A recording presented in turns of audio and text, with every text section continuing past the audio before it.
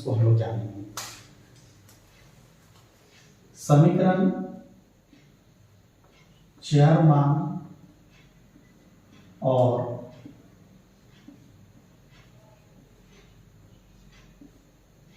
अचर मान के मेल से बनता है। अब चर मान क्या होता है? चर मान को हम लोग अंग्रेजी में वेरिएबल बोलते हैं।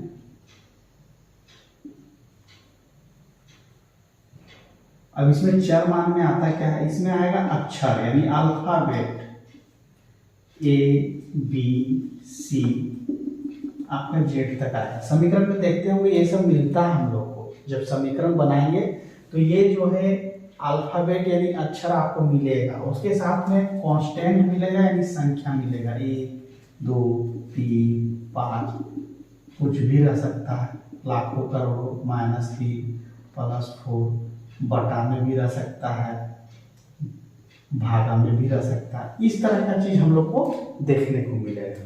जैसे देखते हैं हम लोग 2x + 5, यहाँ पर ax जो है वेरिएबल है और 5 जो है कांस्टेंट है, कांस्टेंट है यानी ये चर हो गया और ये हो गया अक्षर। अब इसमें हम लोग देखेंगे कि अक्षर को चर क्यों कहा गया है और अक्षर बोला गया है संख्या को। ऐसा क्यों बोला गया है? चर का मतलब है बदलने वाला, इसका मान बदलता ही रहता है और इसका मान स्थिर रहता है। कैसे बदलता है? जब भी समीकरण को हम लोग सॉल्व करेंगे तो देखेंगे कि कभी x का अगर वैल्यू 1 आया है तो कभी 2 भी आएगा, कभी माइनस में आएगा, कभी बटा में आएगा, कभी दशमलव भी आ सकता है या रूट में भी रहेगा। तो x का मान क्या है? x ही है, लेकिन उसका वैल्यू कभी 1 आ रहा है, कभी 2 आ रहा है, कभी -3, कभी 1/2, कभी दशमलव आ रहा है, कभी √3 आ रहा है।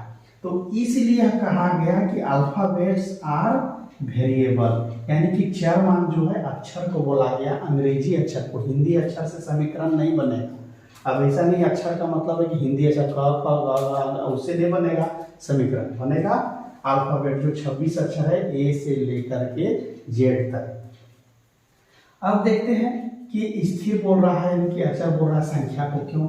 जैसे अगर हम 1 बोले, 1 लिखें तो 1 का वैल्यू क्या हुआ? 1। 2 नहीं बोल सकते 1 को। अगर 10 लिख दिए तो 10 का मतलब 10 ही हुआ, उसको चेंज नहीं कर सकते। ऐसा नहीं कि हम 11 बोलेंगे और उसको फिर लिखेंगे 10, ऐसा नहीं हो सकता। अगर -2 तो इसका मतलब है -2 ही है। तो इस तरह से क्या है कि चर मान होता है और अचर मान होता है, तो इसको मिला करके समीकरण बनता है। अब जैसा कि देख रहे हैं यहाँ पर x है और y है, ये दोनों एक है। कितना पद है? एक पद है। इसीलिए हम लोग इसको जो है एक पदी समीकरण बोल सकते हैं, यानी इसी को अंग्रेजी में बोलेंगे तो हम लोग मोनोनोमियल बोल सकते हैं।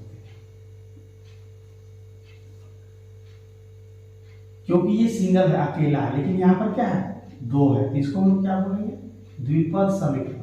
2 पद है यानी कि बायोनोमियल।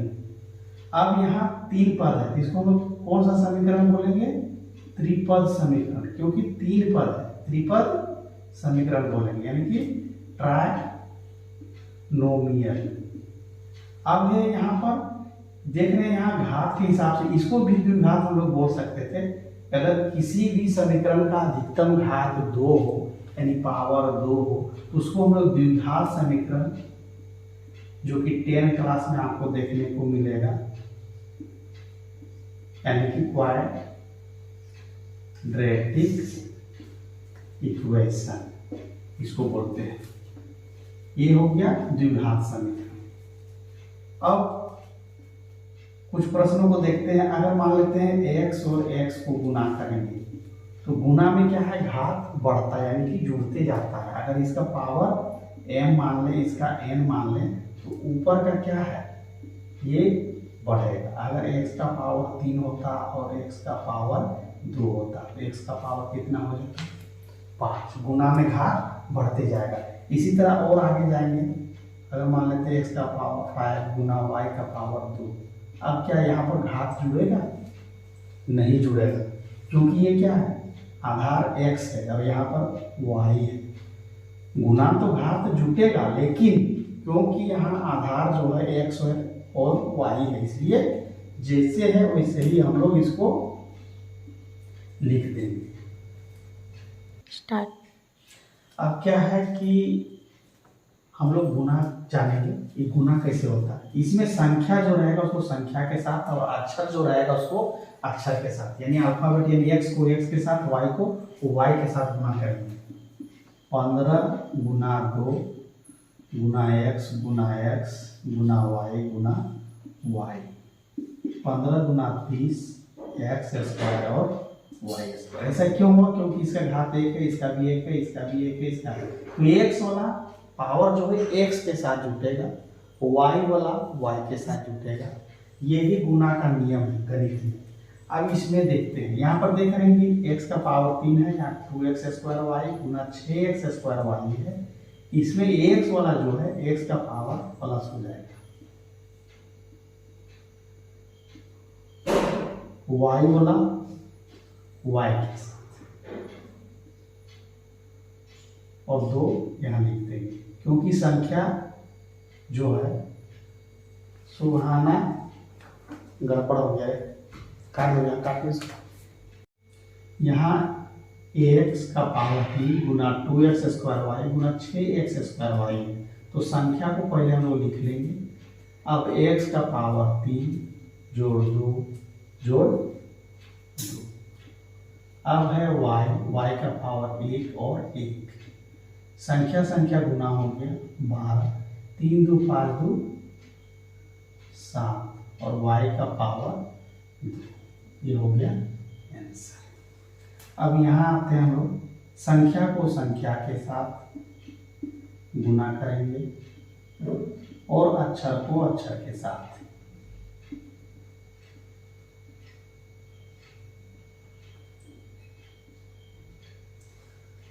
कटेगा तो काट देंगे, तो -3 बच गया। अब x का पावर 3 जोड़ 3 y का पावर 2 जोड़ 3। तो ये आ गया आप लोग का x का पावर 6 और y का पावर 5। ये होगा हम लोग का आंसर। अब इसमें देखते हैं, तो फिर संख्या करेंगे, संख्या को संख्या के साथ गुना, अगर डायरेक्ट भी बना सकते हैं 5 36 और 7 या 21 यानी 200 गुना x स्क्वायर y। तो x का पावर 1 है, 1 और 1 2 और 2 4, 210 का पावर 4 और y का पावर 2। ये आंसर हो। अब है समीकरण का घात बताना है। समीकरण का घात कैसे जानेंगे? अगर संख्या का घात कहता कि 4 का पावर 2 लिख दिया, तो यहाँ हम लोग जान रहे हैं कि 4 का घात कितना है 2 है। अगर 125 का अगर पावर 2 है तो हम लोग बोल सकते हैं कि 5 का पावर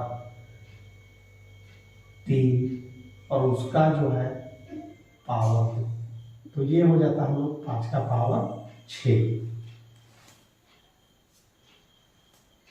कहाँ चल गए सोना तुम तुरंत?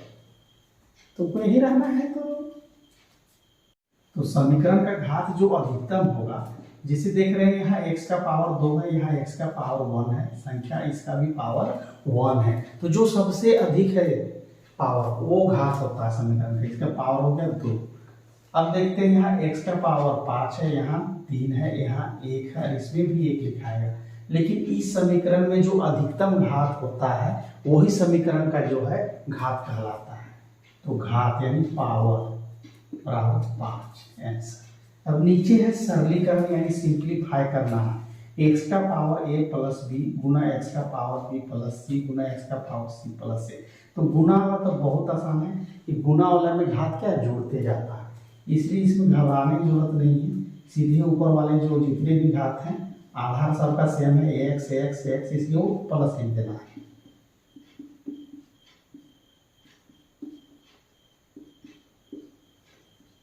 अब देखते हैं a कितना है, a 2 है, b भी 2 है और c भी 2 है। तो यहाँ हो जाएगा आपका 2a 2b और 2c।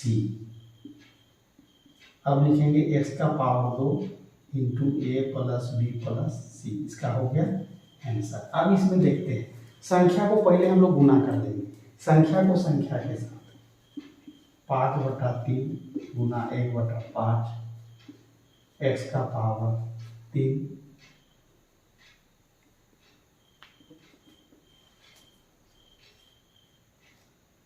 और y का पावर 2 गुना x का पावर 4 और गुना y का पावर 2। तो 5 कैंसिल हो गया। अब 1/3 हो गया, यहाँ x का पावर 3 और इधर हो गया 4 गुना y का पावर 2 और ये फिर 2 है तो 2 जोड़ 2 तो 1/3 x का पावर 7 और y का पावर 4। ये हो गया हम लोग का आंसर।